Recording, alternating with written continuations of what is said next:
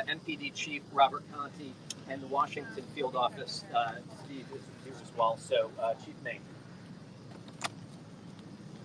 Again, thank you for your patience. Just moments ago, Floyd Ray Roseberry from Grover, North Carolina, was taken into custody without incident.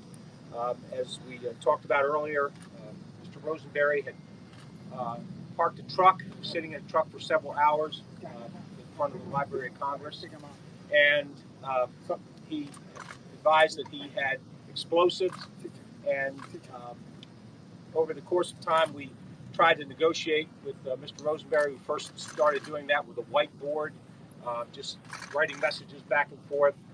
We used a robot to get a telephone down to him, but he would not use the telephone. But shortly after we had delivered the telephone, he got out of the vehicle and surrendered, and the tactical units that were close by took him into custody without incident. So happy to answer any questions you might have. Chief, were there any explosives in the vehicle, and do you know a motive? We don't know if there are any explosives in the vehicle. It's still an active scene. While Mr. Roseberry has been taken into custody and has been removed from the scene, we still have to search the vehicle and render the vehicle safe, so we don't know as of yet.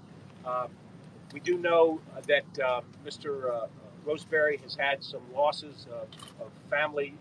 I believe his mother recently passed away, and we spoke with members of his family, and there were other issues that he was dealing with. There'll be more on that at a later time. Was he from law enforcement or military background? We're not aware, according to his family, we're not aware of any law enforcement or military background. What about the other explosives you talked about? I can't. About other explosives?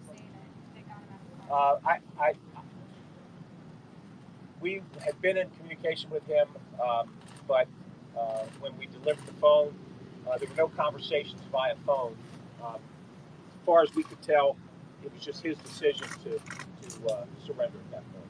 Was he acting alone? Right now, we have no indication that he was acting with anyone else, but that, again, is part of the ongoing investigation. Do you know what he's being charged with?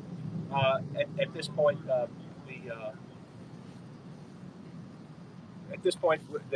we'll work with the attorney in terms of getting all the charges. Does he have criminal history? The little bit of criminal history that we were able to determine was in the state of North Carolina, and it was nothing that serious.